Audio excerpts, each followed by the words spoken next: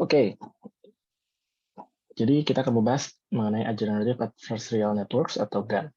Ya, jadi sebenarnya GAN ini dipropose dulu untuk menutup kekurangan autoencoder. Ya, dan kekurangan utama dari autoencoder adalah pada saat rekonstruksi image yang dihasilkan biasanya blurry. Ya, walaupun resolusi yang dihasilkan itu rendah. Ya, pada saat itu Vision MNIST itu 28x28. Ya, jadi di sini intinya pada saat itu ya, semakin tingginya resolusi maka akan semakin jelas buat kita bahwa hasil rekonstruksi yang dihasilkan itu jelek karena blurry. Ya.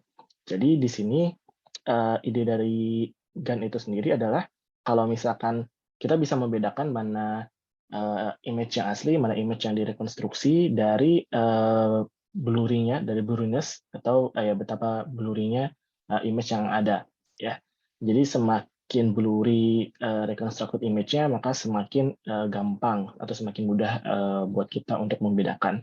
Ya, jadi di sini intinya adalah karena biasanya kalau melakukan rekonstruksi, kita menggunakan autoencoder dengan loss atau cost function itu biasanya antara mean square error, MSI, atau sejenisnya ya. Kita biasa mean square error. Nah, gabungan dari MSI dan EI ini jadi tidak cukup gitu ya untuk menghasilkan shape image untuk reconstructed image. Jadi inti dari GAN adalah menambahkan sebuah modul atau sebuah neural networks untuk untuk membedakan mana reconstructed image atau fake image dengan image yang asli. Ya, jadi di sini ada ide dari generative adversarial networks. Jadi misalkan ini ada generator ya. Kalau aslinya itu generator itu inputnya adalah Gaussian noise, lalu outputnya adalah reconstruction. Ya, bukan rekonstruksi sebenarnya mengenerate sebuah image ya. Jadi generated image. Nah, generated image ini lalu kemudian dimasukkan ya bergantian dengan gambar aslinya yang kita ingin generate ya.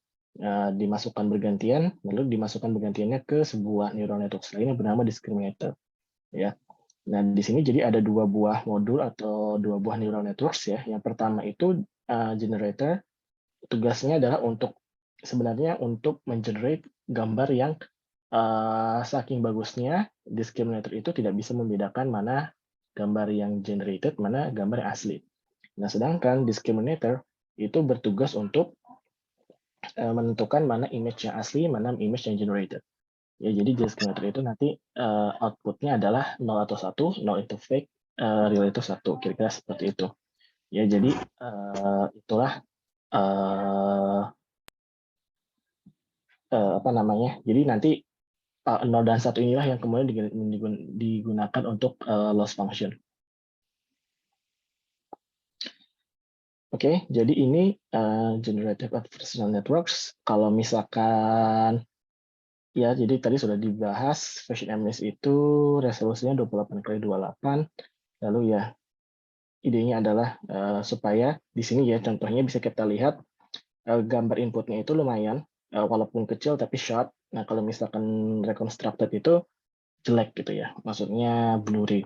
Nah, jadi bisa juga kalau yang ini ya, kan generator itu yang aslinya GAN itu generator itu tadi saya sudah bilang ya, inputnya itu Gaussian noise, keluarannya image. Nah, bisa juga kita buat sebuah model itu jadi namanya conditional GAN. Jadi inputnya itu adalah image asli, ya lalu generator itu adalah autoencoder itu sendiri, keluarannya adalah reconstructed image. Nah, jadi nanti yang dibandingkan oleh discriminator adalah reconstructed image dengan gambar aslinya. Nah, lalu bagaimana melatih GAN ya dalam training? Nah, ini ada dua phase jadinya ya. Yang pertama itu phase untuk melatih discriminator dulu. Ya, jadi biasanya karena labelnya adalah vekatorial ya, 0 atau 1, maka loss-nya ada cross entropy. Nah, jadi loss-nya itu cross entropy. Nah, di sini di awal-awal kan generator cuma hasilin gambar yang nggak jelas kan, biasa noise aja. Nah, makanya biasanya discriminator itu dilatih dulu supaya bisa membedakan mana image yang asli, mana image yang noise, ya, jadi yang dihasilkan oleh generator. Nah, setelah itu baru dilakukan pelatihan terhadap generator. Nah, terhadap generator itu loss function-nya ini dapatnya juga dari sini. Jadi di sini ya, D itu adalah discriminator, ya, di sini adalah discriminator. Lalu jadi nanti dia min max. Jadi di sini dia pengen semuanya itu pas at phase 1 semua real itu di detection, ya, diprediksi sebagai real image, sedangkan semua fake image itu dideteksi sebagai fake image. Nah, kalau pas generator itu dilatih, kita pengennya fake image itu, ya, dideteksi sebagai bukan sebagai real, ya. Maksudnya, iya betul. Jadi generated image itu dideteksi sebagai real image, ya, dan juga untuk real image-nya sendiri, jadi bisa juga nggak bisa diprediksi gitu. Jadi antara generated image dengan gambar yang asli. Ya, jadi nanti sebenarnya memang secara konsep agak susah sih. Maksudnya ini kan secara konsep ya. Nanti kalau misalkan kalian pengen ngelihat sendiri bagaimana trainingnya itu banyak sekali contohnya. Bagaimana apa namanya loss function itu digunakan. Tapi secara intinya secara konsep ini seperti itu. Apa melatih GAN itu seperti itu. Ya, mungkin seharusnya nanti kita lihat ya di training itu seperti apa. Kelas 4. Ya, atau mungkin kita coba bahas ya sedikit. Saya coba cari dulu. Sebentar. Oke.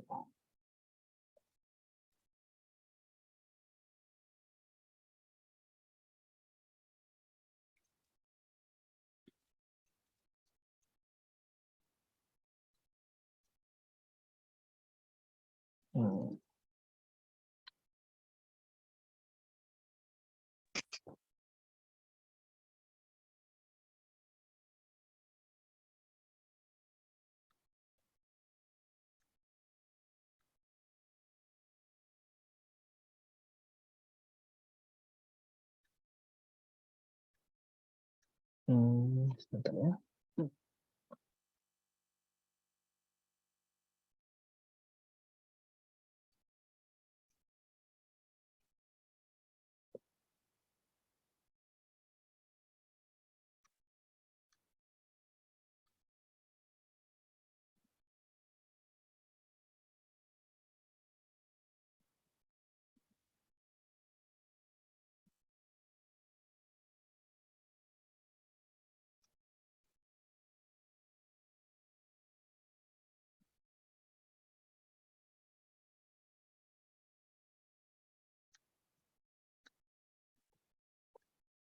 Ya, oke. Jadi ini contohnya kalau misalkan menggunakan keras ya. Kebetulan saya biasanya kalau GAN itu pakai keras Tetherflow. Jadi ini ada beberapa contoh ya. Yang ini kan conditional GAN. Nah, itu jadi di sini atau mendingan yang di Wigan ya. Ya nggak apa-apa, di Western Scan juga nggak apa-apa sih. Saya biasanya pakai Western Gun sebenarnya. Jadi ini juga salah satu contoh ya. Western Gun itu lebih stabil pas latihan, jadi makanya saya biasa pakai Western Gun. Jadi di sini contohnya ada ini ya, train step ya, biasanya di sini train step. Nah, ini for loop pertama ini itu pelatihannya itu untuk melatih discriminator. Ya, jadi biasanya discriminator itu dilatih lebih banyak, biasanya 5 kali, 5 atau lebih ya di sini, 5 kali. Nah, ini discriminator ini ya get the logits for the fake image, get the logits for the real image. Lalu di sini dimasukkan ke discriminator loss. Nah, discriminator loss itu biasanya nanti jadi cost entropy di sini ya. Ya, kalau misalkan di sini contoh bisa kita cari nggak? Ya, discriminator loss ini. Lalu discriminator loss-nya apa? Ya, di sini ya. Reduce mean. Ya, antara real loss sama fake loss. Kira-kira seperti itu. Nah, lalu berikutnya, setelah kita selesai pelatihan ya, ada tab gradient, ada apply gradients. Ya, jadi ini update-nya. Nah, lalu dilatihlah generator-nya. Pas waktu di generator, sama. Jadi random latent vectors dimasukkan generator, ini generated image. lalu generated image dimasukkan ke discriminator kan, nanti kan keluar hasilnya image logits ya. Jadi prediksinya. Nah, lalu generated image logits ini dimasukkan ke ke generator loss. Nah, jadi generator loss itu apa? Nah, generator loss itu adalah di sini generator loss-nya adalah ini ya. Jadi reduce min aja. Jadi memang seperti apa namanya? Supaya dia itu kalau di Western Scan itu supaya semuanya itu mendekati nol kalau nggak salah. Tapi kira-kira seperti itu. Jadi memang intinya harus 2 kali, jadi ada 2 step ya. Ada 2 step, yang ini untuk generator, yang ini untuk discriminator. Nanti loss-nya yang pastinya sih tergantung pakai gun yang original atau Western gun atau tipe yang lainnya gitu ya. Jadi karena banyak banget, memang akhirnya nggak saya terlalu tulis di sini. Cuma yang penting idenya kalian paham gitu ya. Dan sekarang sih udah banyak banget ya contoh implementasinya. Oke ya. Jadi di sini sudah dibilang ya, you can also use other class function that are more numerically stable, such as was sustain gun with gradient penalty. Ini yang paling sering dipakai sekarang untuk gun sendiri ya. Karena yang ini, yang original ini numerically not stable permasalahannya. Oke, itu dia ya ini cuma tadi visualisasi aja ya, trend discriminator, trend generator gitu ya, tadi kan sudah kelihatan ya. Jadi discriminator itu berkali-kali dulu, baru generator. Habis itu step berikutnya gitu lagi. Biasanya jadi discriminator itu dilatih lebih banyak, kenapa? Pengennya dia itu lebih pintar daripada generator, jadi discriminator itu tahu mana yang generate image, mana yang asli, tapi kalau setelah berapa lama berapa lama ya, itu biasa generator berhasil menipu discriminator. Kira-kira seperti itu. Lalu juga ada difficulties on training gun ya. Yang pertama itu there is no guarantee that guns will reach the Nash equilibrium point. Nah, ini kalau misalkan kalian pernah ngambil game teori ya, game theory, ini Nash equilibrium point. Jadi karena dia dilatih menggunakan zero sum game ya, antara generator dan discriminator itu dilatih menggunakan zero sum game. Jadi secara umum Nash equilibrium-nya itu discriminator-nya jadi 50-50, jadi guessing. Jadi guessing apakah image itu asli atau generated. Nah, ini biasanya sangat sulit ditebak dan apa ya, untuk menghasilkan seperti ini tuh sebenarnya sangat sulit gitu ya. Terus yang kedua, mode collapse ya, karena di gun originalnya yang bukan conditional gun itu biasanya input dari generatornya itu adalah latent representation, noises ya, Gaussian distribution. Maka biasanya kalau dilatihnya tidak baik, biasanya nanti malah mengeluarkan variasi dari satu objek saja, jadi bukan objek-objek yang lain. Jadi misalkan di Fashion MNIST gitu ya, bisa saja si gun itu malah mengenerate variasi dari baju, bukannya mengenerate objek-objek fashion yang ada di dalam Fashion MNIST. Contohnya misalkan baju, celana, sepatu gitu ya. Ya karena apa? Ya karena memang tidak bisa kita atur gitu. Ya kan namanya juga generator dari latent representation itu nggak bisa kita atur. Makanya biasanya ini namanya mode collapse. Ya. Lalu juga pada saat training itu unstable. Di sini sih bilangnya oscillating, swinging back and forth antara discriminator dan generator. Jadi kalau misalkan kalian nyoba training pakai gun gitu ya, terus dilihat gitu kan bisa kita gambarkan di loss function antara loss value antara discriminator sama generator. Nah, itu biasanya naik turun. Jadi nggak gitu kelihatan sebenarnya apakah si generator itu sudah well trained atau belum. Jadi memang dalam in general pelatihan gun itu cukup sulit. Lalu juga ini ada beberapa update, maksudnya dari gun. Ya, jadi kalau misalkan gun itu sendiri tahun 2014 itu biasanya menggunakan fully connected layer ya. Jadi pada tahun 2015 dicoba menggunakan convolutional layer, terus ada beberapa rekomendasinya, silahkan dibaca sendiri ya. Ini karena ini udah sekitar 7 tahun yang lalu, jadi cukup lama. Lalu di sini juga bisa dari latent representation-nya itu yang digunakan untuk input generator itu bisa kita lakukan arithmetic. Ya, ini arithmetic in latent space using GAN. Jadi dari latent representation-nya itu ya, ini misalkan kita punya image orang pakai kacamata, terus kita cari latent representation-nya, ya lalu kita average, ya ini juga sama, ini laki-laki nggak pakai kacamata, kita cari latent representation-nya, terus kita average, yang ini perempuan, ya cari latent representation-nya, terus kita average, maka setelah itu bisa kita lakukan proses aritmatik. Ya, jadi average dari latent representation itu kita kurangi dengan average latent representation laki-laki ditambah latent representation average latent representation dari perempuan, maka hasilnya adalah perempuan pakai kacamata. Ya, jadi di situ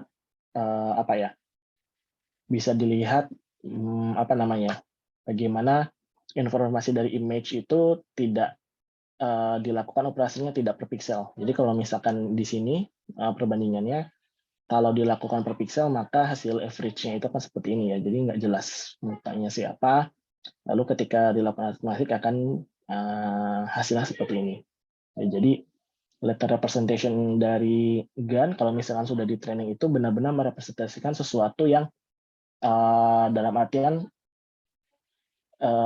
di sini yang mirip gitu ya. Jadi kalau di sini yang mirip itu adalah kacamata, di sini yang mirip itu adalah fitur dari laki-laki, yang di sini yang mirip adalah fitur dari perempuan. Nah, setelah dilakukan arithmetic, hasilnya akan menjadi sebuah gambar yang baru.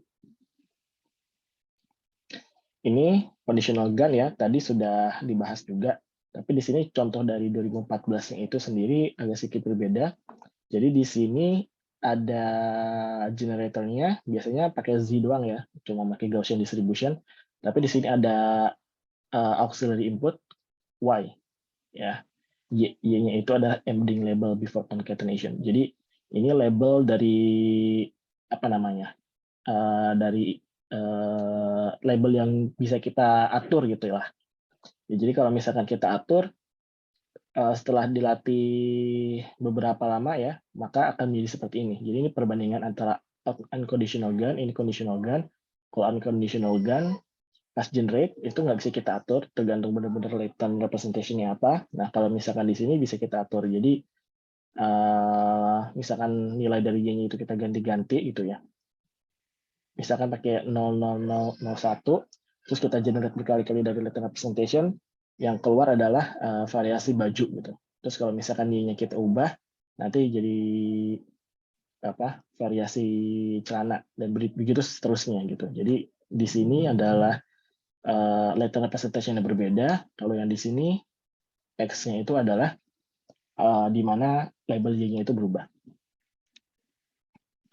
Lalu pada saat training kan juga sulit ya, maksudnya terutama kalau misalkan kita pakai conditional GAN, kita pengennya atau apapun itu, sebenarnya nggak harus conditional GAN sih, cuma maksudnya kalau kita ingin output-nya itu high resolution, itu biasanya sulit dilakukan, tetap sulit dilakukan gitu, walaupun GAN itu menolong. Nah, jadi di sini contohnya adalah kita melakukan apa yang disebut greedy layer wise pre-training using a subsample of the original training image.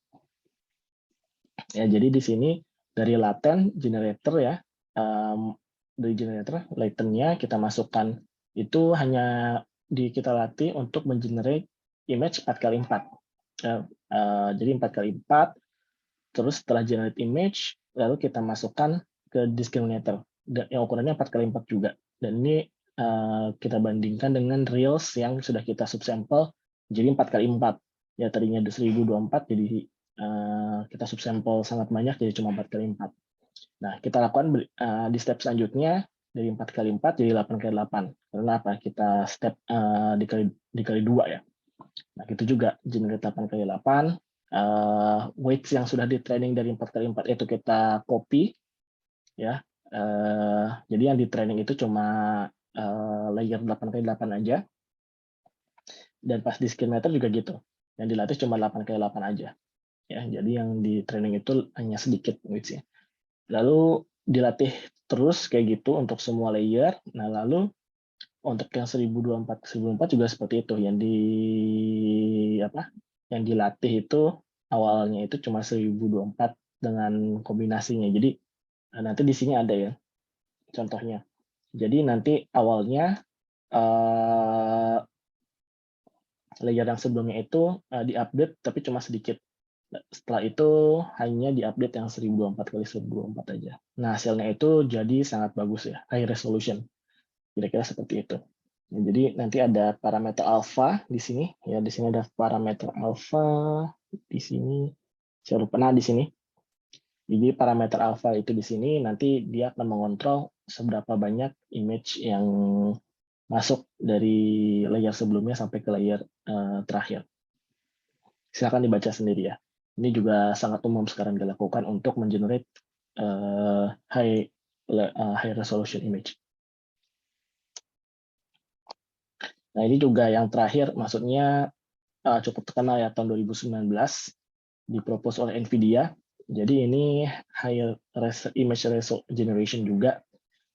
Saya sendiri belum pernah pakai ya, cuma ini cukup penting juga sebagai salah satu step dari high resolution image generation.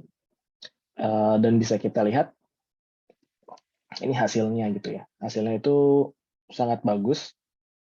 Lalu juga di sini poin pentingnya adalah nanti dia ada bisa mengontrol ya, ini kalau nggak salah nanti bisa dikontrol A sama B-nya ya, atau ya low level wave-nya dengan high level wave-nya. Ya, jadi di sini ada wave-nya ya masing-masing di sini ya. Wave-nya nanti masing-masing masuk ke low level sama high level-nya. Nah, lalu bisa ada yang di-freeze sama di-unfreeze. Ya, jadi ada di sini apa namanya ya? Saya juga sebenarnya nggak terlalu ngerti ya. Maksudnya belum pernah pakai juga. Cuma di sini nanti hubungannya dengan low level sama high level features yang jadi inti dari deep learning itu. Ya, jadi kalau misalkan di sini ini adalah source-nya, source image, lalu di sini ada source source A, source B. Ya, kalau misalkan kita kita gabungkan antara low level feature-nya jadi berubah perubahan image-nya itu tergantung ya. Jadi kalau misalkan high level dia itu contoh yang berubah Yang berubah dari sini adalah misalkan warna rambutnya ya. Kira-kira seperti itu. Kalau misalkan low levelnya itu nanti yang berubah itu adalah benar-benar low level feature dalam artian ya pixel di image-nya gitu ya. Jadi di sini jadi ke transfernya ke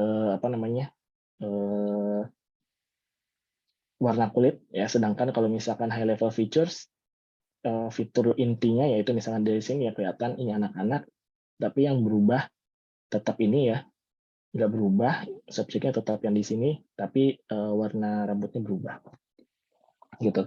Jadi kalau di image generation itu emang seperti itu. Jadi tergantung low level feature sama high level features-nya.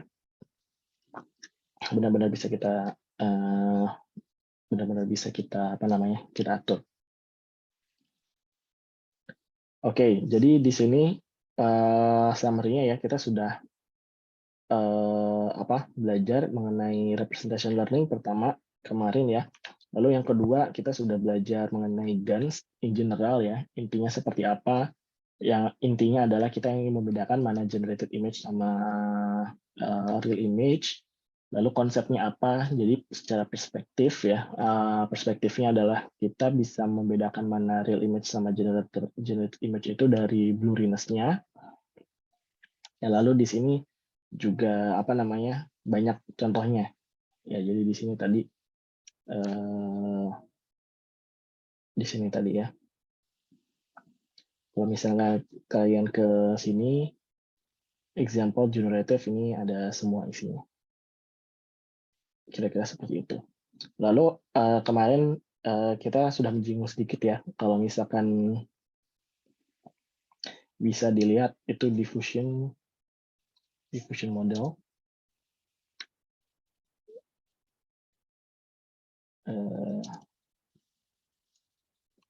Itu kalau misalkan diffusion model itu nanti sih sebenarnya,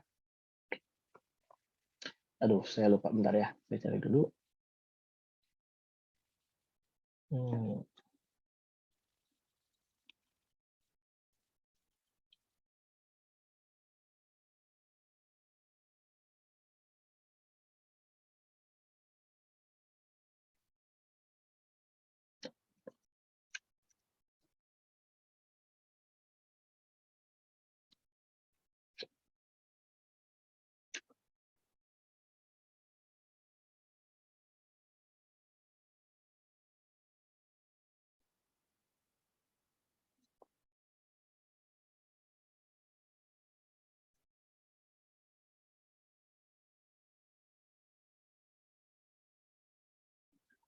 Oke, jadi kalau misalkan kita ngelihat ke sini ya, sebentar, ini saya balikin dulu ke sini. Oke, kita balikin ke sini dulu ya, supaya kalian nggak bingung. Jadi untuk generative model sendiri itu nggak cuma autoencoder aja, dan juga bukan cuma hanya generative adversarial network aja. Cuma pada intinya di sini ada beberapa cara ya. Misalkan di sini autoencoder itu bisa dilatih untuk denoising, untuk variational model, untuk sparse representation ya. Jadi yang kalau di representation learning itu tetap yang ingin kita pelajari itu representation dari image yang kita latih gitu. Jadi intinya sama, mau modelnya seperti apapun, yang kita ingin latih adalah ingin mendapatkan latent representation dari image yang kita miliki, yang kita gunakan untuk training. Bagaimana caranya? Itu bisa banyak. Contohnya kita sudah belajar menggunakan autoencoder sama generative adversarial networks.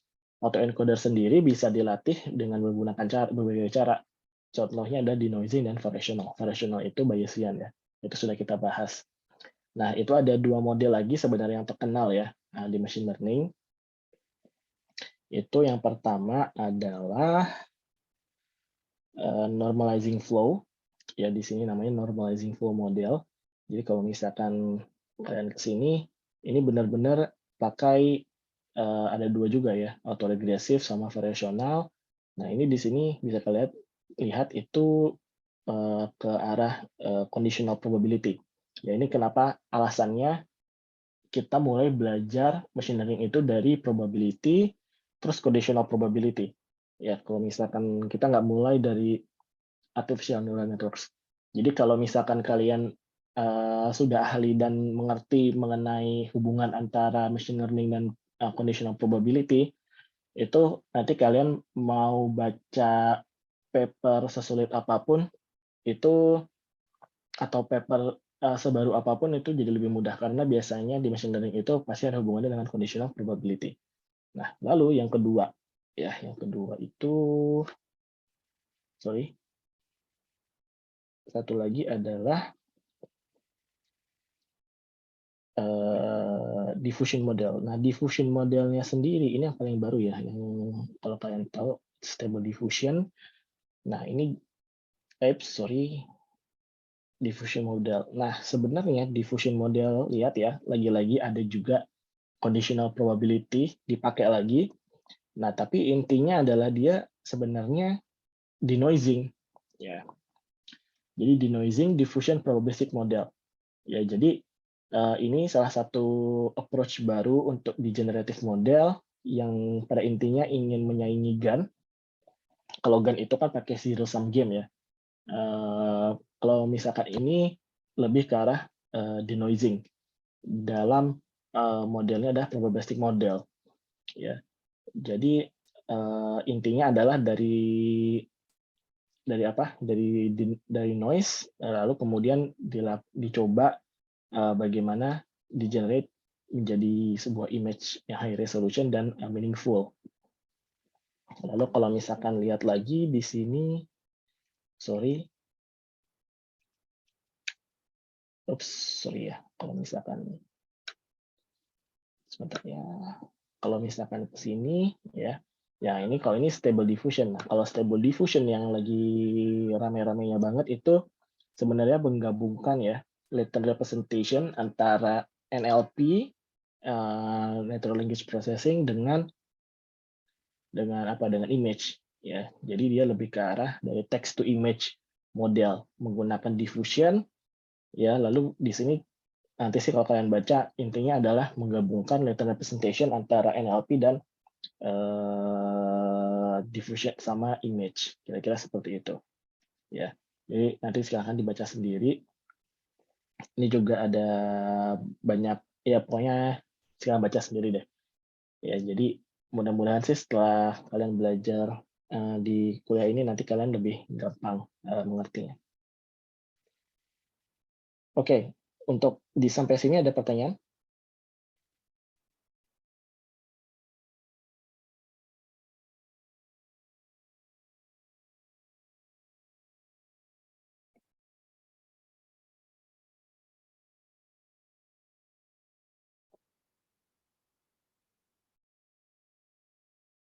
Oke, kalau nggak ada kita lanjutkan ke topik berikutnya. Jadi ini topik terakhir ya, itu mengenai training deep neural networks.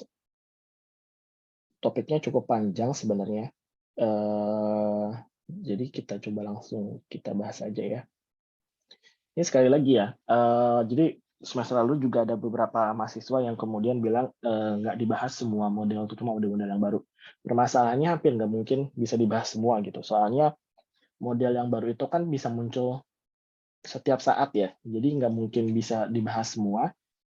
Jadi kami sepakat yang dibahas itu benar-benar apa namanya fondasinya, fundamentalnya, terutama dari conditional probabilistic model. Karena apa? Ya modelnya itu biasanya hubungannya ke conditional probability. Selama kalian ngerti fundamentalnya, model apa namanya paper baru seperti apapun biasanya nanti akan lebih mudah mengerti. Kira-kira seperti itu. Oke. Jadi kita masuk ke topik berikutnya, itu deep training deep neural networks ya. Sebentar.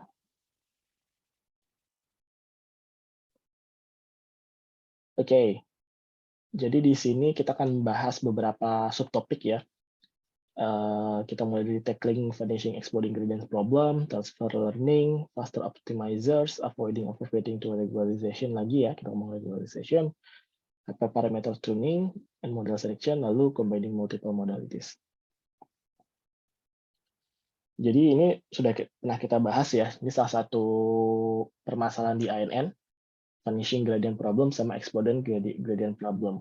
Nah, vanishing gradient problem itu biasanya terjadi kalau kita pakai sigmoid nonlinear function di hidden layer, dan terjadi kalau misalkan posisinya itu sudah saturated. Jadi kalau misalkan logisnya itu sudah sudah sampai ke sini ya, outputnya itu ya sudah mendekati 1, dan di sini kita bisa lihat nanti perubahannya gradiennya itu hanya sedikit ya.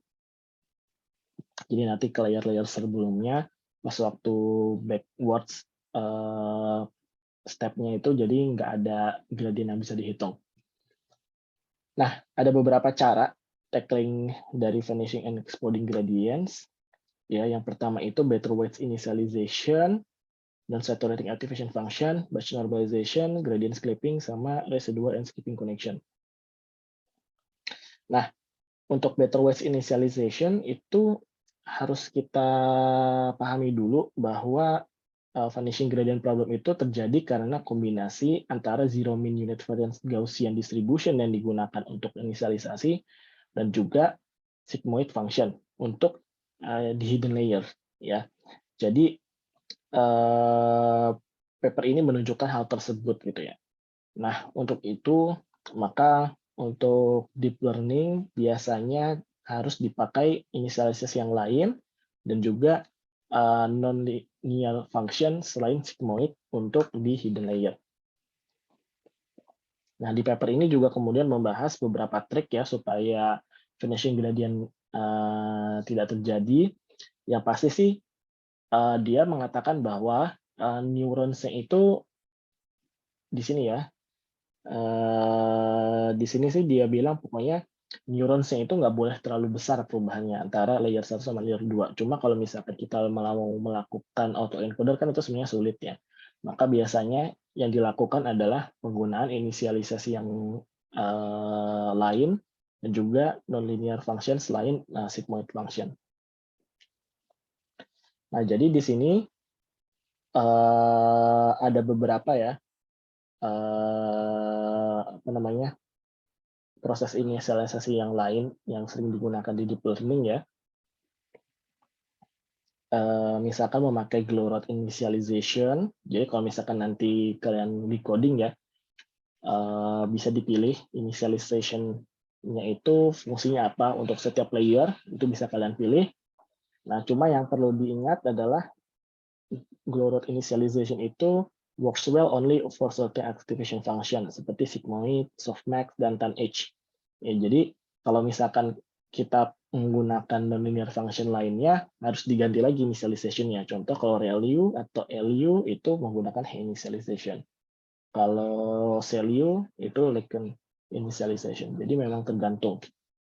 Ya, nanti untuk ReLU sama CLU nanti kita akan bahas ya. Jadi yang penting sih diingat bahwa ada initialization model atau metode yang cocok untuk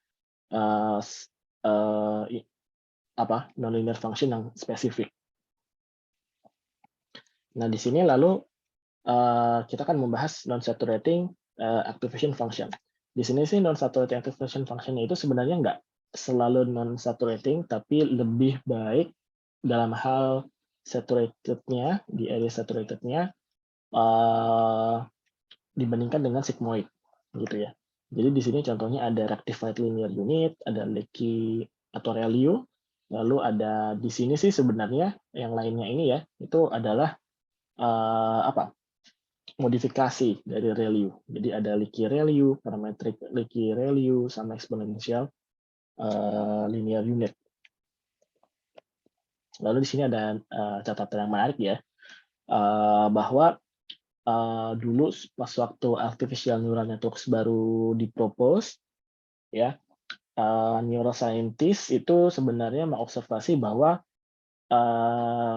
neurons itu keluaran inputnya itu lebih mirip sigmoid, ya lebih mirip sigmoid function ataupun juga mirip dengan step function. Cuman pada saat dipakai di ANN, artificial neural networks, terutama hidden layer, itu hasilnya kurang bagus.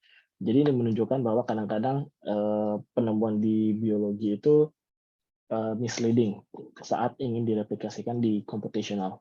Kira-kira seperti itu. Nah, untuk contoh pertama ya non-saturating artificial function itu adalah rectified linear unit atau ReLU.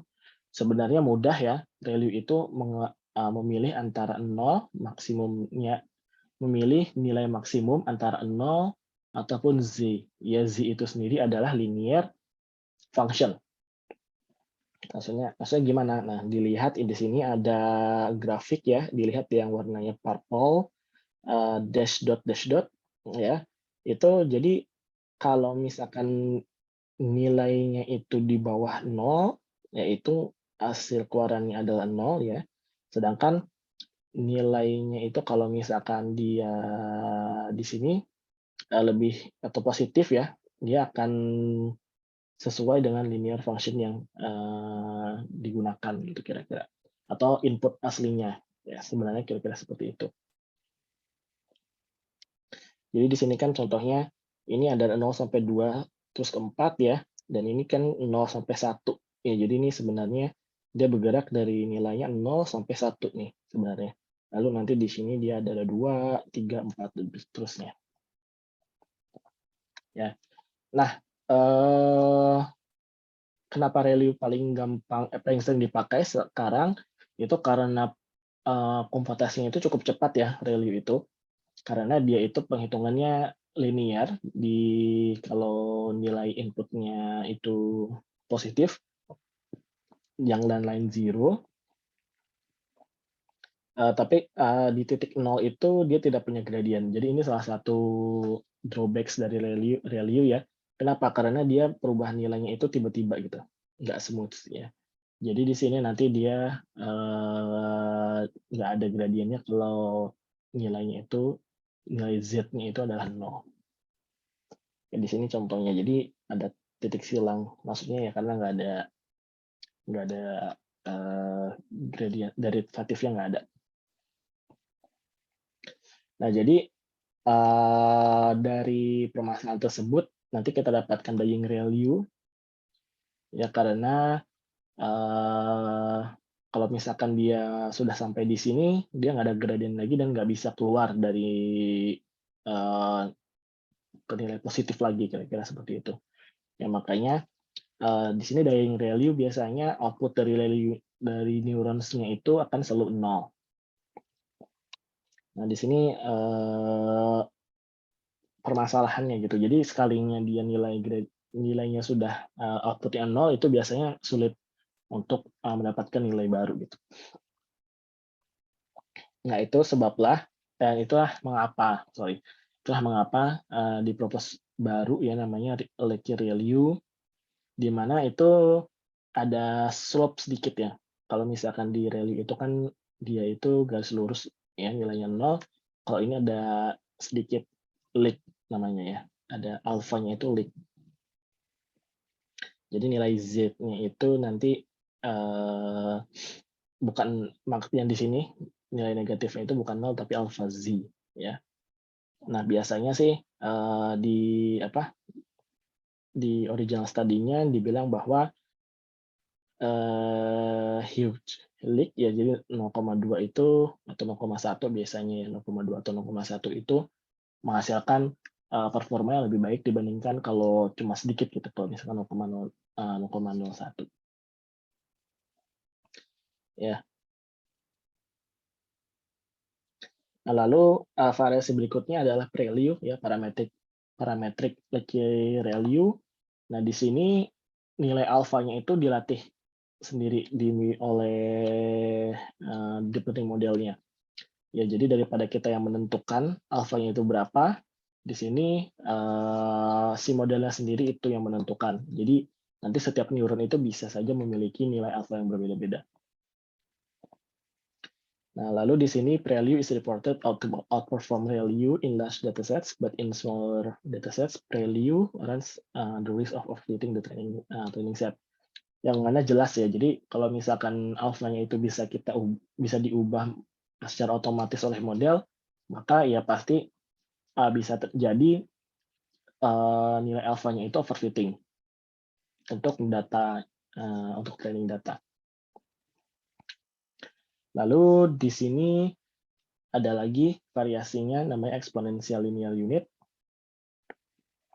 Nah, perbedaannya adalah kalau misalkan di sini ya, bisa kita lihat perubahan dari linearnya itu dari positif ke negatifnya itu nggak smooth ya. Jadi nanti gradiennya juga jadi patah.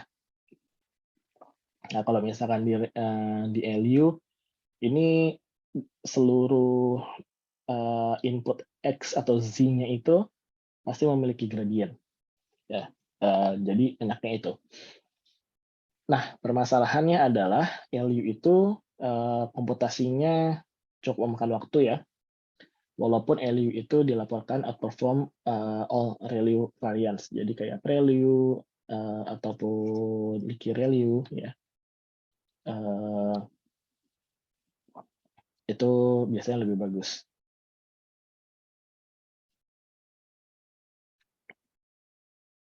Ya, jadi di sini catatannya adalah computing is slower than real experience karena adanya exponential function, terutama ini ya. Jadi ini sebenarnya exponential function-nya. Kira-kira seperti itu.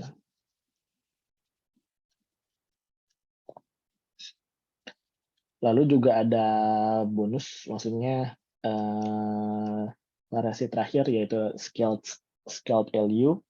Ya di sini sebenarnya sih lebih ke arah dia itu maksudnya dia menentukan sendiri kira-kira seperti itu. Di apa namanya? Di sini kan ada eksponensialnya ya. Jadi nanti rate dari eksponensialnya itu dia bisa dicari sendiri, kira-kira seperti itu. Tapi ini juga cukup kompleks ya, jarang dipakai. Biasanya sih yang paling sering tetap ReLU untuk yang benar-benar jadi commonly use-nya, atau ya biasanya parametric ReLU ataupun Linear ReLU. Eksponen linear unit juga lumayan sering. Cuma sih nanti di sini benar-benar terserah penggunaannya ya. Maksudnya saya nggak bisa bilang mana yang lebih bagus, mana yang lebih baik gitu. Karena kadang-kadang perubahan ini juga tidak signifikan gitu. Jadi biasanya kalau tidak mengejar SOTA gitu, SOTA itu kan state of the art performance ya. Kalau nggak mengejar SOTA performance biasanya ya udahlah. Yang penting hasilnya cukup bagus dulu. Cuma ini jadi supaya kalian tahu aja. Nah, lalu salah satu cara untuk vanishing gradient descent memecahkan masalah vanishing gradient descent adalah batch normalization. Jadi di sini permasalahannya adalah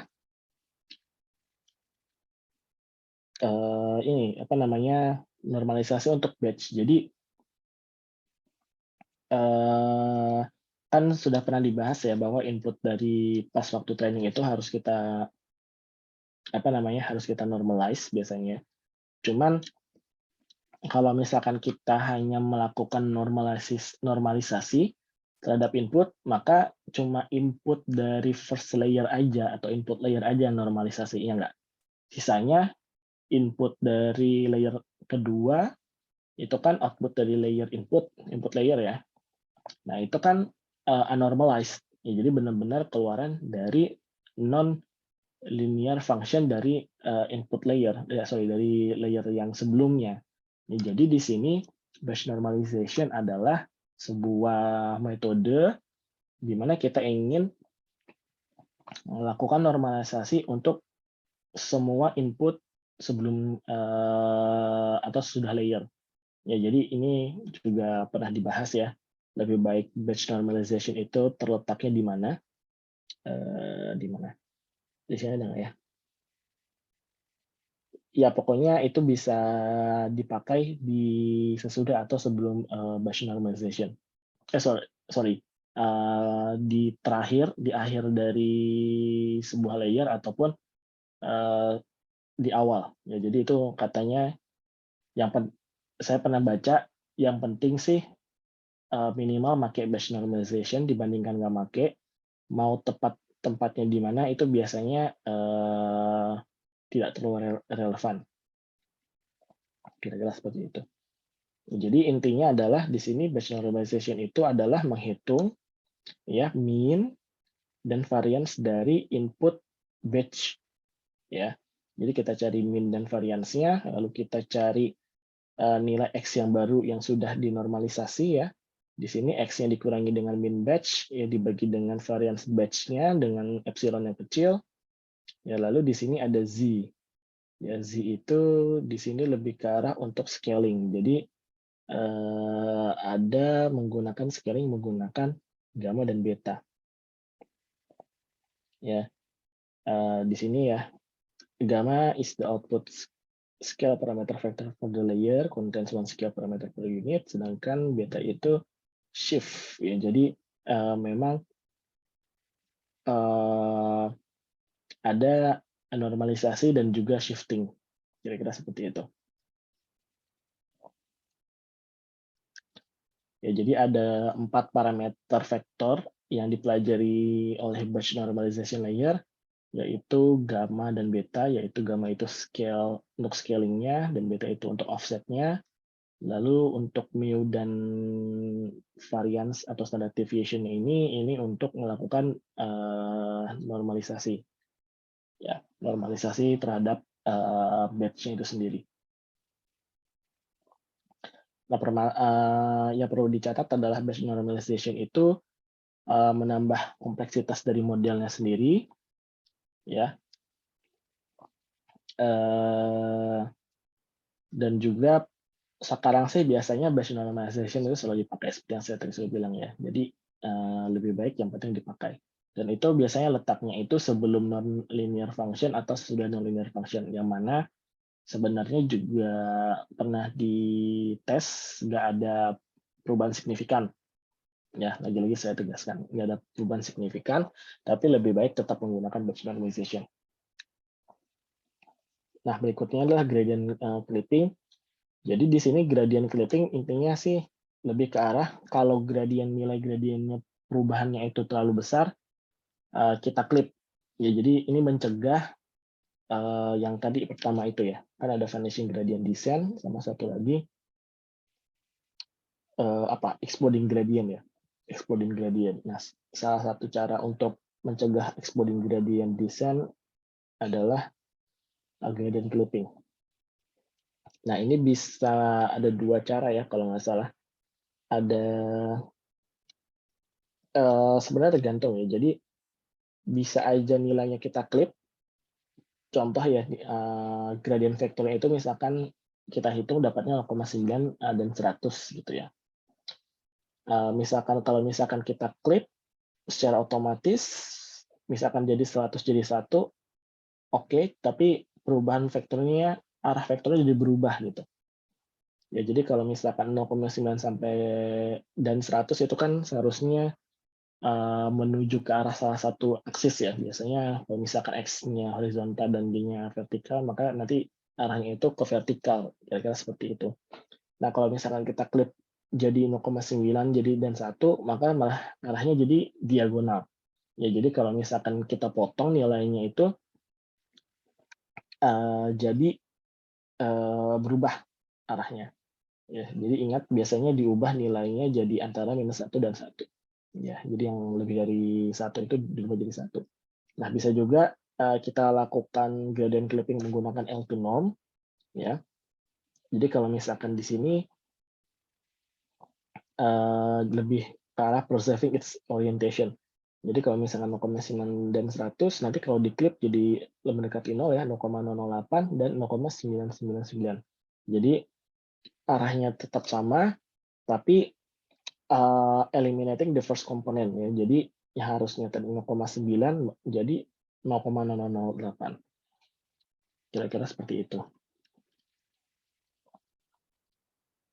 Ya, jadi di sini ditulis teknik ini lebih sering dipakai di recurrent neural networks karena batch normalization itu lebih tricky digunakan di RNN.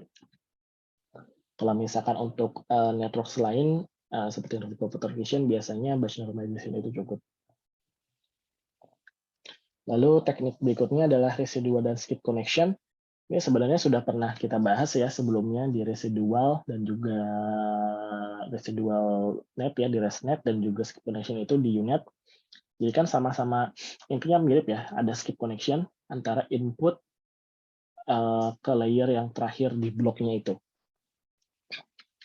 Nah, di sini sih sudah pernah kita bahas ya bahwa kalau misalkan perubahan gradiennya itu di sini ya, yang tanpa skip connection, kalau perubahan gradient layernya di 2 dan 1 ini kecil banget, nanti kan di sini jadi kira-kira apa ya? Perubahan layer di sini ya, perubahan weights di connection ini kan jadi sangat kecil gitu. Nah, jadi mentok istilahnya. Nah, kalau misalkan dari skip connection, ya ada skip connection, maka perubahannya itu bukan hanya dari connection antara input dan layer 1, tapi juga dari skip connection di dari layer sebelumnya di sini. Nah, ini visualisasi ya. Jadi misalkan ini adalah artificial neural networks dengan layer yang sangat banyak gitu ya. ternyata dihitung gradiennya sangat kecil di sini, di layer yang ini. Ya, jadi layer blocking backpropagation. Jadi layer-layer di bawahnya itu tidak belajar apa-apa. Nah, tapi kalau misalnya kita tambahkan skip connection, ya, residual unit, maka kalau misalkan di sini berhasil gitu ya, dan di sini untuk blockingnya itu dia hanya ngeblok layer sebelumnya di blok yang sama. Ya, sedangkan untuk layer berikutnya tetap masih bisa belajar karena ada skip connection, ya, jadi tetap bisa belajar. Ya, jadi ini salah satu alasan kenapa residual unit itu sering banget dipakai, terutama di ResNet. ResNet itu kan salah satu model yang paling bagus untuk image classification ya, selama beberapa tahun terakhir sebelum transformer. Nah, di sini juga sebenarnya lebih ke arah explanation about the effects of residuals and skip connection di deep learning ya. Jadi silahkan dibaca. Jadi pada intinya di sini ada namanya degradation problem. Degradation problem itu jadi sebelum digunakan skip connection itu researcher coba menambahkan begitu banyak layer, tapi ketika ditambahkan begitu banyak layer, ternyata training error sama test error-nya ternyata lebih tinggi dibandingkan dengan model yang menggunakan hanya layer yang lebih sedikit. Ya, jadi di sini perbandingan antara 56 dan 20 layer. Ya, jadi bukannya menurun malah naik. Lalu pada saat divisualisasi gitu ya, untuk hyperplane dari cost function-nya sendiri, ini adalah kira-kira cost function untuk saat sebuah model itu tidak menggunakan skip connection. Ya, jadi ini ResNet tanpa residual. Sedangkan saat menggunakan skip connection bisa dilihat hyperplane-nya lebih mulus, ya, ada tetap kayak saddle, lalu juga ada valley dikit-dikit ya, jadi ada atau di mana gradiennya sangat sedikit, tapi bisa dilihat jadi lebih mulus perubahan gradiennya. Ya. Lalu ini juga ada salah satu lagi, ini bisa dibaca ya di sini, itu tentang inability of the players to learn even identity mappings. Jadi ada banyak alasan mengapa residual unit ataupun skip connection itu digunakan. Oke, ada pertanyaan dulu sampai di sini?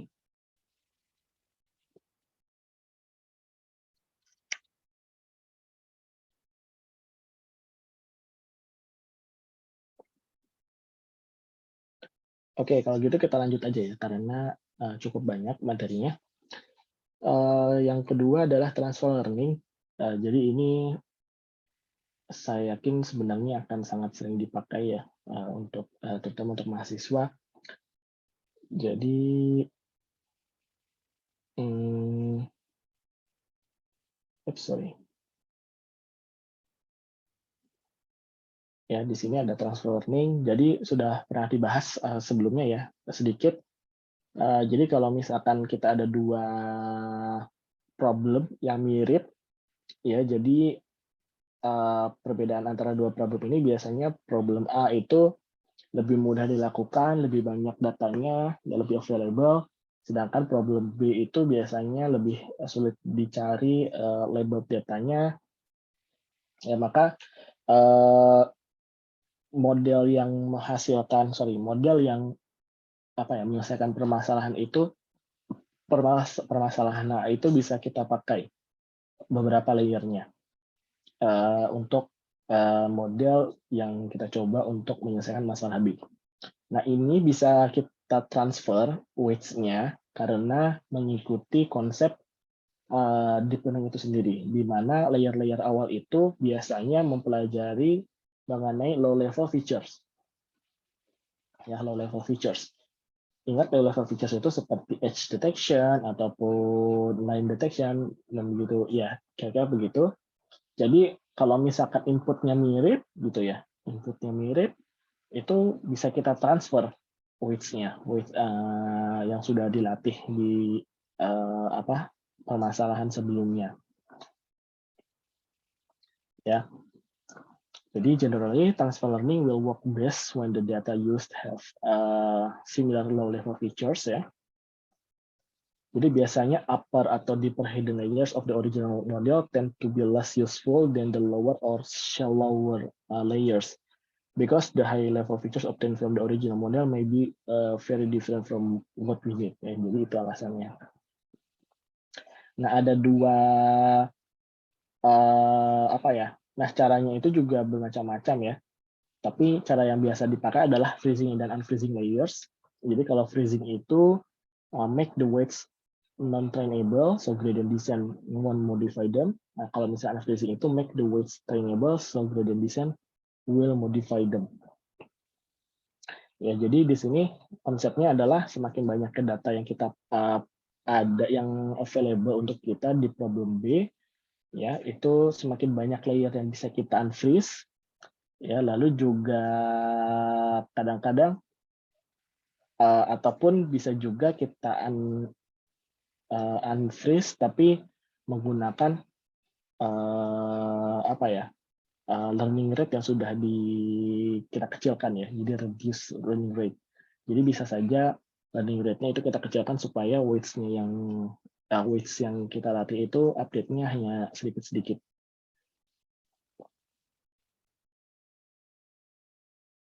Ya, kira-kira seperti itu. Atau di sini contohnya ya, kalau misalkan kita sebentar.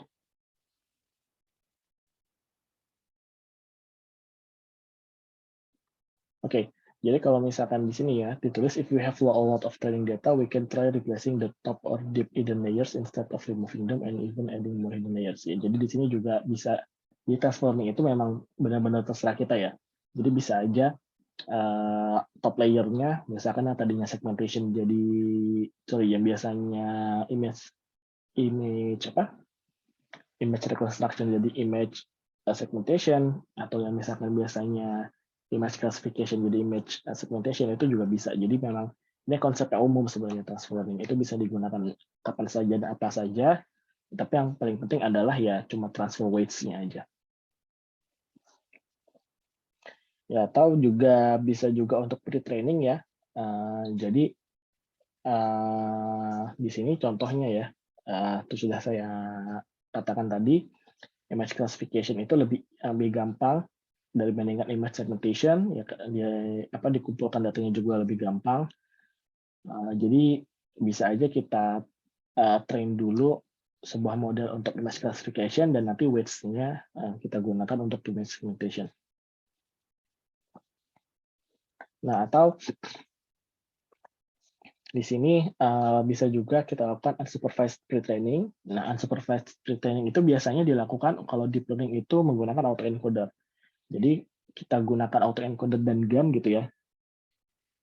Kita latih untuk reconstruction.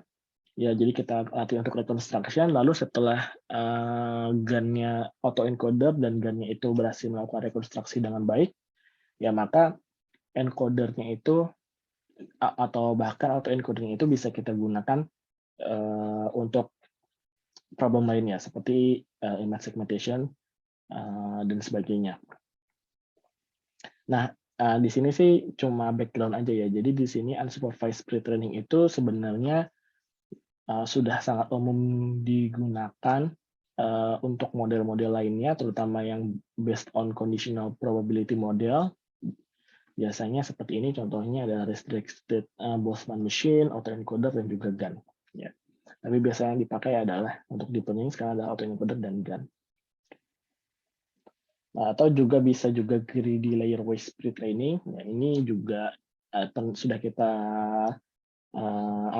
sudah saya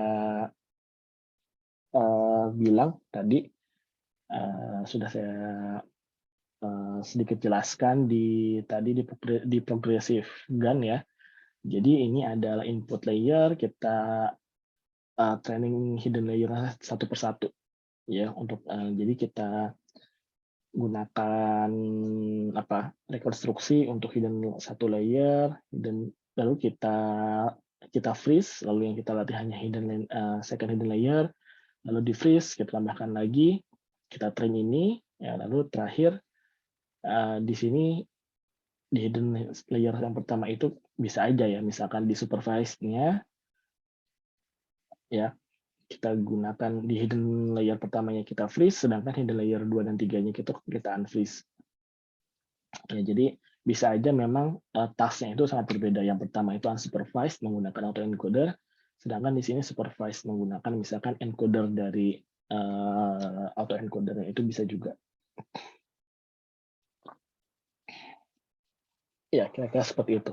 Dan ini sebenarnya adalah model-model yang dulu umum sering digunakan ya. Jadi ide dari greedy layer wise pre-training itu dari model-model ini, Boltzmann machine, resisted Boltzmann machine, deep Boltzmann machine, dan juga deep belief nets. Oke, ada pertanyaan sampai sini?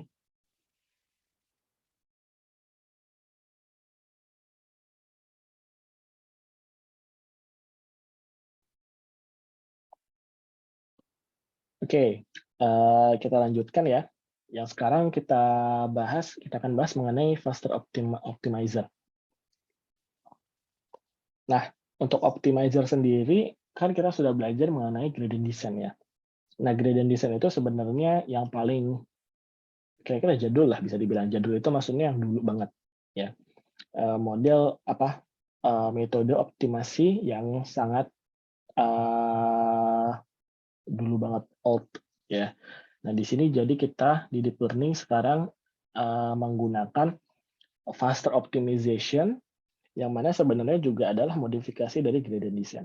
Ya, jadi gradient descent itu dimodifikasi menjadi memiliki momentum optimization, lalu kemudian dimodifikasi lagi untuk Nernst accelerated gradient, lalu ada grade, RMS prop, ada lalu juga learning rate. Kalau learning rate scheduling nanti agak sedikit berbeda, tapi 5 ini adalah sebenarnya perubahan dari gradient descent. Nah, kalau misalkan momentum optimization-nya itu sendiri adalah lebih ke arah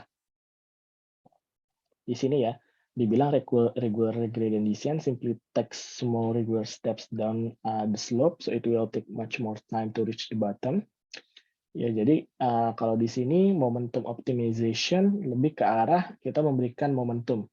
Ya, jadi biar kita start momentumnya rendah, lalu kemudian setelah beberapa epoch itu momentumnya ditambah, maksudnya semakin besar. Ya, jadi di sini biasanya kan ini untuk update gradient descent-nya ya, ini update width-nya. Nah, bukannya langsung ditambahkan ke old theta-nya untuk mendapatkan theta yang baru, tapi di sini ada M. Jadi M itu nilai momentumnya dan beta ini hyperparameter. Ya, seberapa besar momentum itu. Kemudian menambahkan momentum tersebut memiliki efek untuk di-update-nya. Nah, jadi di sini cuma menambahkan ini aja, fungsi M, lalu M-nya itu kemudian dimasukkan ke sebagai update theta-nya. Ya, di sini bilang betanya 0 berarti high friction dan 1 itu no friction. Jadi kalau 0 itu maksudnya momentumnya nggak ada, kalau 1 itu jadi full momentum. Jadi momentumnya itu berubahnya sangat cepat. Ya, jadi di sini regular gradient descent goes down to the steep slope quite fast, but it takes very long time to go down the valley. Ya, kalau misalkan pakai momentum, biasanya will roll down the valley faster and faster until it reach the bottom. Ya. Nah, lalu berikutnya modifikasi lainnya adalah NAG, ya, Nernst accelerated gradient. Nah, kalau misalkan ini dia lebih ke arah kalau kita ngebandingin fungsinya aja deh ya, dibandingkan dengan fungsi yang ini, ya, adalah dia pencarian nilai tetanya itu, pencarian nilai Jacobiannya ya, Jacobian matriksnya itu bukan dari theta yang lama ya, tapi juga theta yang sudah ditambahkan dengan momentum. Ya, jadi itu bisa dilihat ya. Kalau yang di sini Jacobiannya adalah theta, ya kalau misalkan di sini Jacobiannya adalah theta ditambah momentum. Ya, jadi dia malah one step ahead dan biasanya jadi lebih cepat ya, sampai ke titik optimumnya. Makanya namanya accelerated gradient descent, AG namanya. Nah, lalu berikutnya ini juga ada modifikasi ya, namanya ada GRAD, yaitu Adaptive Subgradient Methods. Nah, ini biasanya lebih ke arah kalau misalkan hyperplane dari cost function-nya itu elongated. Ya, jadi maksudnya elongated itu maksudnya nggak bulat ya. Kalau bisa dilihat ini cost function hyperplane-nya itu bentuknya elongated, ya nggak bulat seperti biasanya. Ya, nah ini kalau gradient descent biasanya dia mengarah ke step yang paling apa ya, gradient yang paling kecil, yang maksudnya ke apa namanya, ke obvious path yang berikutnya, tapi kalau misalkan di elongated bisa jadi dia malah muter ke sini gitu ya. Harusnya kan the shortest step-nya itu dia langsung uh, apa namanya, diagonal ya, bisa dilihat seperti ini. Nah, jadi kalau misalkan ngelihat fungsinya, ya dilihat fungsinya itu di Jacobian matrix-nya itu dia ada elemen wise multiplication di sini ya. Ya, jadi ini simbolnya adalah multiple elemen wise multiplication. Jadi intinya adalah kalau misalkan jadi kalau misalkan elemen multiplication kan jadi hampir mirip kayak power ya, power untuk di step Jacobian-nya. Nah, itu jadi dia lalu ada dipakai jadi S ya, jadi ini untuk scaling sebenarnya. Ya, jadi scaling-nya itu lalu nanti di sini dipakai, dibagi lagi jadinya, dibagi dengan apa nih, apa ya, root ya, root dari scale-nya. Jadi intinya adalah dia ingin supaya gradient itu sesuai dengan scaling dari hyperplane dari cost function-nya. Kira-kira seperti itu.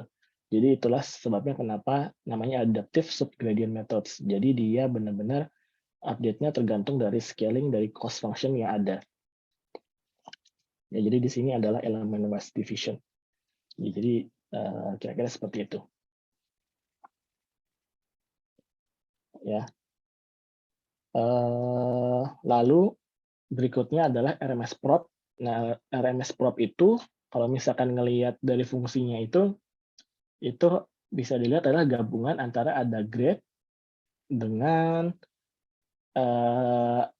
accelerated gradient. Ya, jadi kalau accelerated gradient bisa dilihat dia adalah pakai Jacobiannya itu memakai theta ditambahkan dengan momentum, sedangkan kalau ada grade itu dia memakai apa elemen wise multiplication. Jadi untuk ada scalingnya. Ya, jadi ingat ya kalau adaptive ada grade itu scaling, sedangkan ini accelerated gradient itu ditambahkan dengan momentum. Nah, kalau misalkan di sini adalah kebalik.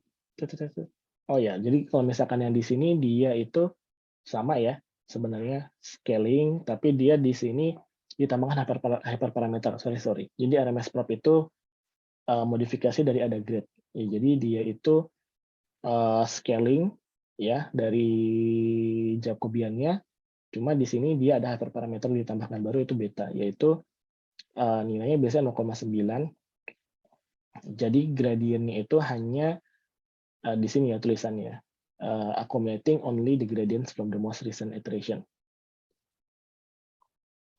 Nah, baru berikutnya di ADAM ya, ini yang biasa yang paling sering dipakai, Adaptive Moment Estimation, yaitu itu sebenarnya combines the idea of momentum optimization and RMS prop. Ya, di sini jadi exponentially decaying average of past gradients di momentum gradient optimization dan juga exponentially decaying average of past gradients dari ada grade ataupun RMS prop. Ya, jadi di sini ada momentum ya. Di sini perhitungan momentumnya, lalu di sini perhitungan scalingnya dari ada grade atau RMS prop, Ya, ada betanya juga, ada 2 hyperparameter ya, beta 1 untuk momentum, beta 2 untuk scaling. Lalu nanti di sini ada exponential term-nya untuk masing-masing momentum sama scaling, lalu baru di update petanya. Ya. Jadi biasanya kenapa Adam itu paling sering dipakai, itu adalah karena dia adaptif learning, memiliki adaptive learning rate, seperti ada Great dan RMS Prot, jadi dia biasanya require less turning of the learning rate. Jadi ingat ya, kalau di learning rate itu kan biasanya kalau terlalu besar dia jadi lompat-lompat, kalau kecil dia jadi lambat ya pada saat training. Nah, kalau pakai Adam biasanya kalau learning rate-nya sudah di set 0,001 atau 0,001, biasanya ya sudah, itu sudah cukup bagus untuk pada saat pencarian atau pada saat training.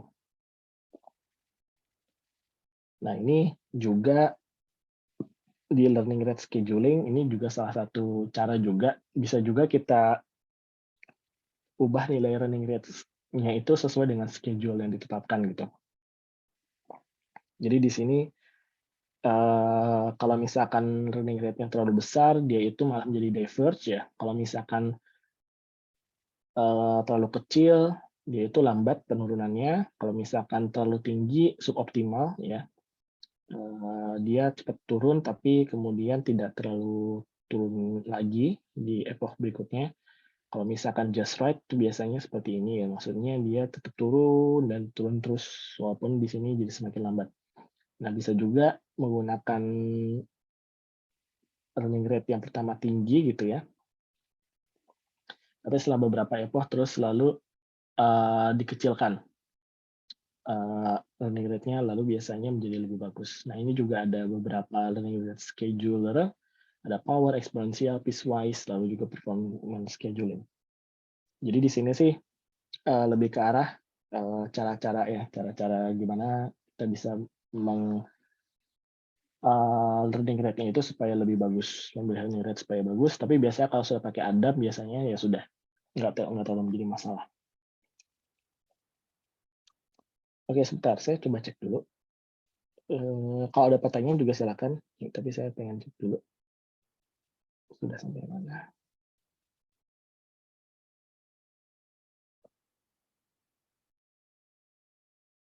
Oke, kita ada 2 subtopik lagi ya. Overfitting, menggunakan regularization, lalu juga yang terakhir combining multiple modalities. Oke, ada pertanyaan? Mudah-mudahan sempat ya.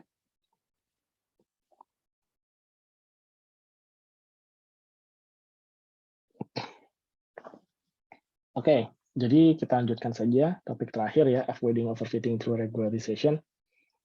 Ini sudah pernah kita bahas ya, adanya bias and variance trade-off. Ya, jadi lalu kita juga sudah bahas banyak sekali mengenai L1 dan L2 regularization. Jadi kalau di INN itu regularization untuk L1 dan L2 norm itu biasanya dilakukan untuk setiap layer. Jadi biasanya nanti kalau pakai Keras itu biasanya nanti ada pilihan mau menggunakan regularization apa. Ya. Lalu juga ada maximum regularization. Jadi sih lebih ke arah untuk setiap neuron, it constrain the weights of W of the incoming connection such that ini L2 normnya itu lebih kecil dibanding dengan R ya. Ya, jadi di sini maksimum itu lebih ke arah supaya weights dari setiap connection connection dengan layer sebelumnya itu tidak terlalu besar, kira-kira seperti itu. Nah, jadi dengan melakukan maximum regularization itu increase the amount of regularization dan helps reduce overfitting. Reducing or increasing the amount of regularization and helps reduce overfitting. Lalu juga sebenarnya ada catatan ya, maximum regularization can also help alleviate the unstable gradient problems if we are not using batch normalization. Kira-kira seperti itu. Ya, di sini jadi weights pada saat update-nya itu dia ada pakai R ya. Jadi R-nya itu nanti dipakai untuk seperti rasio. Nah, berikutnya adalah regularization yang paling sering digunakan di CNN ya terutama, itulah adalah dropout. Jadi kalau dropout biasanya kita menghilangkan neurons dari sebuah layer itu secara random. Ya, jadi ini standar neural nets. Jadi di sini misalkan kita pengen kira-kira 50% neurons itu kita drop. Itu jadi probability-nya setiap neuron itu akan di-drop itu 50%. Jadi nanti setiap epoch itu nanti atau setiap mana neuron yang hilang, mana yang enggak, atau neuron mana yang dipakai, mana yang enggak itu nanti tergantung dari dropout-nya itu. Ya. Lalu berikutnya itu ada juga Monte Carlo dropout. Nah, kalau Monte Carlo dropout itu dia lebih ke arah penggunaan dropout-nya. Ya, jadi kalau misalkan di dropout biasa, ya biasanya neurons itu di-drop itu kalau pada saat training aja. Ya, pada saat training aja. Sedangkan kalau misalkan di Monte Carlo dropout itu biasanya dipakai di training dan testing. Jadi pas saat testing itu nanti dia jadi istilahnya jadi probabilistic model. Karena apa? Nanti pas waktu saat testing setiap untuk setiap data hasilnya itu bisa berbeda karena ada neuron yang tidak bisa dipakai secara random gara-gara dilakukan dropout pada saat testing. Ya, jadi di sini namanya Monte Carlo dropout. Ya, ini hanya example of MC dropout ya. Jadi contohnya kalau misalkan kita melakukan image classification menggunakan Fashion MNIST ya untuk 10 kelas di Fashion MNIST, nanti pada saat satu prediksi tanpa MC dropout, nanti kita memiliki probability seperti ini ya, 0,000, lalu juga 0,9. Ya, kalau misalkan mau memakai MC dropout untuk data yang sama, itu kita bisaran prediksinya berkali-kali. Ya, jadi bisa aja bisa kita lihat nanti setiap pada saat dan karena dilakukan dropout ya, jadi probability-nya itu biasanya tidak terlalu apa ya, tidak terlalu tinggi. Kalau di sini kan dia kayak yakin banget 0,9. Kalau di sini bisa kita lihat probability-nya biasanya lebih rendah 0,68, 0,97. Nah, ini bisa kita running misalkan 100 kali untuk data yang sama, nanti lalu kita bisa hitung average-nya. Ya, bisa kita hitung average-nya. Nah, lalu di sini sih, ini dari buku ini ya, untuk setiap untuk kelas yang nomor 9 ini, dia confidence-nya sekitar 62%, ya, yang mana dia ini lebih reasonable dibandingkan kalau misalkan sebuah model itu kita bilang, oh ini 99% model gitu. Maksudnya kenapa yakin banget? Jadi kadang-kadang kalau kita mendapatkan jawaban 0,99%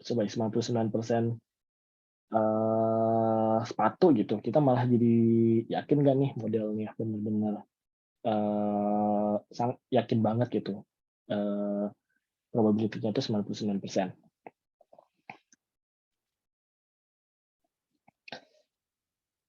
Lalu berikutnya ini lebih mengenai data ya. Jadi bagaimana kita melakukan regularization menggunakan data.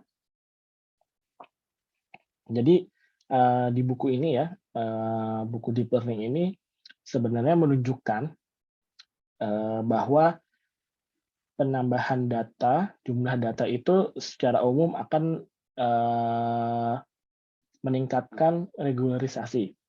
Dalam artian kalau misalkan data kita makin banyak, berarti nanti generalization terhadap datanya itu semakin bagus. Ya. Dan ini juga sebenarnya terjadi tidak hanya di deep learning, tapi juga di machine learning. Ya, bahkan di classical ataupun conventional machine learning. Jadi ini paper tahun 2009 ya, paper tahun 2009, tahun 2000 ya. Itu ada paper namanya The Unreasonable Effectiveness of Data. Jadi dia itu di sini kalau nggak salah dia itu ingin melakukan prediksi ke kata berikutnya ya kalau nggak salah. Jadi misalkan kita punya sentence, lalu kita ingin klasifikasi kira-kira kata berikutnya itu apa? Saya lupa. Nah, ini jumlah TX-nya itu jumlah training data ya, dari 0 sampai 1 million of words, 10, 100, and 1000 millions of words. Dan ini menggunakan beberapa model yang konvensional ya. Ini ada memory based, Winnow, Perceptron ini MLP ya. Lalu juga naive Bayes. Itu semakin banyak data yang dipakai, maka akurasinya itu kan semakin tinggi. Ya, jadi ini menunjukkan bahwa penambahan jumlah training data itu akan meningkatkan performa dari model machine learning. Jadi dalam artian ya regularisasi. Nah, berikutnya ada data augmentation. Jadi ini lebih ke arah kita artificially increase the size of training set by generating many realistic variants of each training instance. Ya, jadi data augmentation ini will reduce overfitting, make this regularization technique ya. Ya, perlu diperhatikan bahwa kita mengenerate data dengan realistic variance gitu ya. Jadi contohnya, misalkan ini ada gambar, lalu kita ingin buat variasinya, ya bisa aja rotasi sedikit-sedikit, scaling, ya, ataupun kontrasnya diubah, atau brightness-nya diubah, atau translasi ini ya, letaknya agak sedikit berubah. Nah, itu sebenarnya juga akan meningkatkan generalization. Ya. Nah, yang paling penting adalah the best approach atau the best setting is that to never let the networks to see the real data and only see the augmented data. Ya, jadi contohnya ini kan real datanya kita. Nah, itu bisa aja kita set supaya training model kita itu hanya melihat data augmented aja. Ya, jadi cuma melihat data ini aja, nggak perlu yang ini. Ya. Nah, ini jadi dengan begitu, dalam artian ya data ini nggak pernah dipakai juga kan sebenarnya waktu training, jadi bisa kita juga gunakan untuk testing, itu juga bisa seperti itu. Nah, ini juga ada hubungannya dengan ensemble learning ya, itu kita latih menggunakan bootstrap aggregating, ya, ini sudah kita bahas, ya, jadi berhubungan juga dengan data. Ya, lalu juga regulasi juga bisa dilakukan menggunakan adversarial example. Ini contoh yang paling terkenal ya. Jadi apa namanya? Ada image di image classification, hasilnya itu 57,7% confidence kalau ini adalah gambar panda. Tapi ketika ditambahkan dengan adversarial noise ya noise aja kayak gini gitu. Ya, saat dimasukkan ke image classification, hasilnya itu nematode ya dengan 8,2% confidence. Tapi kalau adversarial noise ini kemudian ditambahkan dengan gambar panda, itu malah hasilnya itu adalah gibbon ya dengan 99,3%. Jadi bisa dilihat ya bahwa perubahan gambar sekecil apapun, bahkan di sini adalah noise, ya bisa menyebabkan pendeteksian yang tadinya panda jadi gibbon. Padahal noise-nya itu sendiri deteksi sebagai nematode gitu, bukan gibbon. Jadi bisa sangat benar-benar menipu istilahnya adversarial examples itu. Ya bisa juga di sini adversarial rotation yang tadinya vulture benar ya jadi orang utan. Terus di sini juga adversarial photographer ya yang tadinya gambar seperti ini ya not hot dog ini jadi kayak scaling ya sebenarnya not hot dog tapi diubah zoom out jadi mendeteksinya hot dog gitu. Jadi bisa juga regulasinya menggunakan adversarial image yang mungkin muncul. Ya, jadi bisa aja ini kita masukkan menjadi image training. Ya, ini ada beberapa paper kalau misalkan ingin membaca mengenai adversarial examples, ya, silakan dibaca sendiri. Lalu juga di buku yang sama juga memperlihatkan bahwa di convolutional networks itu ya, ketika kita menambahkan layer, maka terutama layer convolutional networks ya, maka akan menghasilkan generasi yang lebih bagus gitu ya. Jadi contohnya di sini menggunakan 3 layer convolutional, 3 convolutional layers, yang ini menggunakan 3 fully connected, ya, bisa dilihat number of parametersnya. Kalau convolutional itu lebih sedikit ya. Nah, seperti yang sudah kita bahas. Nah, kalau misalnya kita tambahkan 11 convolutional, maka hasilnya akan lebih bagus. Dan juga ini masih sesuai dengan beberapa tahun lalu ya, pada saat ResNet pertama kali dipropose, itu juga ResNet kan kalau nggak salah hampir berapa ratus layer, dan itu hasilnya paling bagus. Ya, jadi itu juga memperlihatkan bahwa peningkatan terutama untuk convolutional layer itu akan meningkatkan performa dan juga akan memiliki better generalization. Lalu berikutnya ini ada cross validation ya. Nah, di cross validation itu ya, kalau cross validation ini juga sudah kita bahas ya sebenarnya. Ini sebenarnya biasanya cross validation itu digunakan untuk menganalisa generalization dari sebuah model di training set. Ya, jadi kadang-kadang kita punya training set, tapi kita nggak tahu bagaimana, kita pengen tahu bagaimana performa dari model yang kita propose ke training set. Kalau misalkan masalahnya kalau di machine learning kan kita nggak bisa melakukan testing terhadap training data, ya kan? Karena jadi curang. Nah, jadi bagaimana caranya ya pakai class validation. Di class validation kan nanti kita bagi training data kita menjadi beberapa fold. Nah, nanti setiap fold itu dipastikan pernah jadi testing data. Jadi nggak dipakai untuk training dan digunakan untuk hanya testing saja. Nah, lalu pada saat semua fold di training data itu pernah digunakan jadi training set, sudah pernah digunakan jadi tes data, itu bisa kita average performa dari model itu yang kita miliki itu berapa.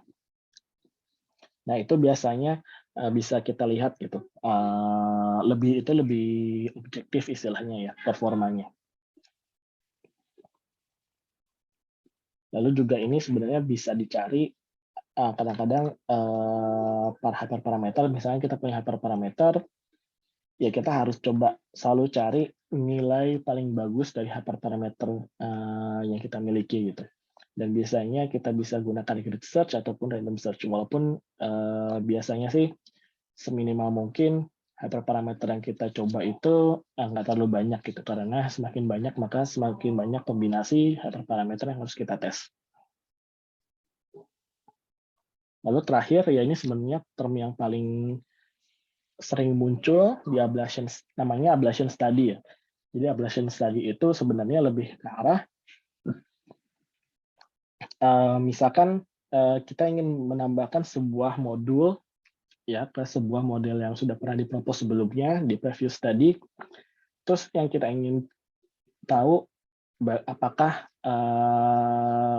penambahan modul itu yang kita tambahkan itu bagus atau enggak gitu. Nah, yang harus kita lakukan itu adalah ablation study. Jadi pertama-tama kita coba dulu training dan testing model dari previous study, lalu kemudian baru kita tes model yang ditambahkan dengan modul yang kita propose. Nah, itulah sebenarnya ablation study. Jadi itu juga sama kalau misalkan kita punya modul-modul lain yang kita ingin tambahkan di model machine learning kita, ya berarti kombinasi dari penambahan modul tersebut harus kita cek gitu ya. Jadi contohnya di sini ini propose model kita secara general ya, itu pertama misalkan kita hapus dulu propose modul yang ketiga ini, lalu kita hapus lagi propose modul yang pertama, lalu jadi baseline, dan baseline ini adalah sebenarnya model di model baseline dari previous study. Oke, itu tadi yang mengenai data. Apakah ada pertanyaan? Belum masuk ke topik terakhir.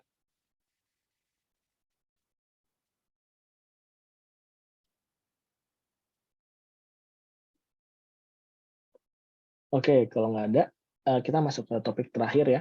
Ini lebih ke arah singkat aja mengenai combining multiple modalities.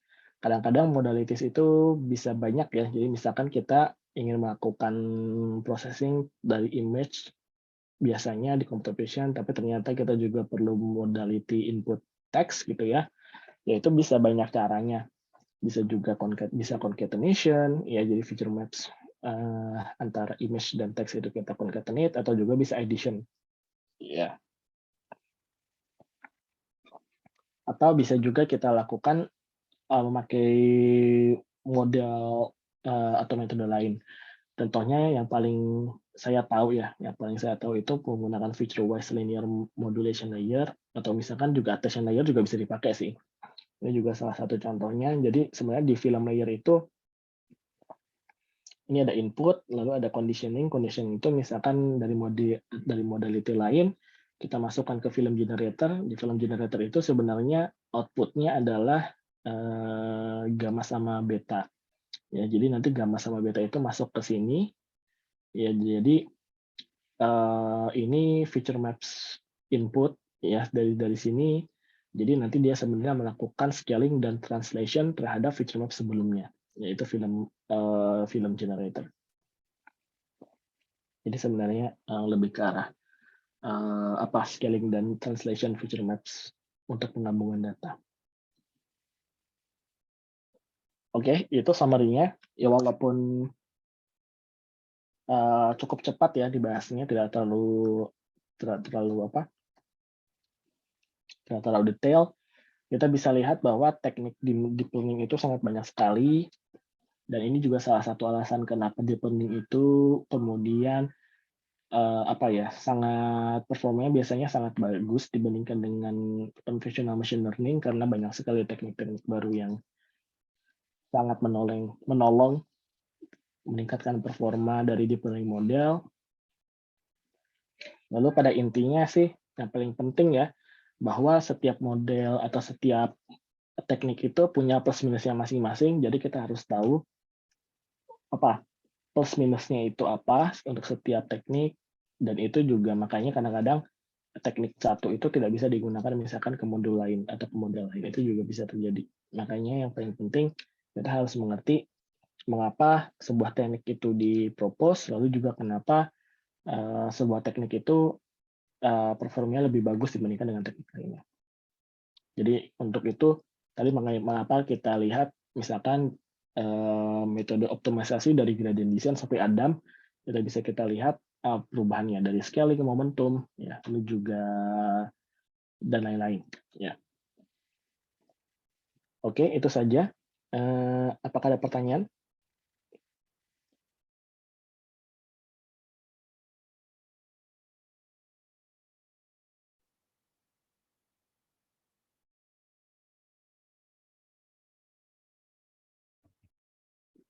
Oke, Sih, Pak. kalau nggak, ya boleh. Sorry. Untuk nanti yang rekap kuisnya materinya dari semuanya ya, dari awal ya sampai ini. Mayoritas sih dari sesudah kuis sebenarnya. Oh, yang sesudah Jadi kuis ya, Pak. ya, mayoritas dari sesudah kuis. Ada beberapa yang dari sebelum kuis pertama, cuma nggak terlalu banyak kok. Oh ya. Terima kasih, Pak. Ya, jadi nanti ada 15 pertanyaan, waktunya itu 60 menit. Ya, jadi sekitar satu pertanyaan itu sekitar 4 menit ya. Dan ya short answer aja lah, nggak usah terlalu panjang-panjang. Jadi kan seperti dan mirip dengan kuis yang pertama.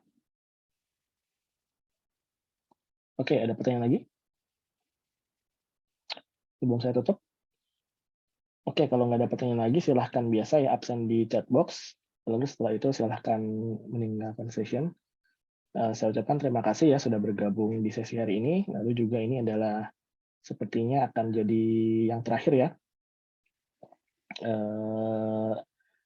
Maksudnya kuliah session terakhir. Jadi mohon maaf kalau misalkan ada beberapa kekurangan dan juga agak cepat ya. Jadi nanti berikutnya terutama untuk proyek nanti akan dipandu oleh Pak siapa? Lupa namanya, Pak Bayu.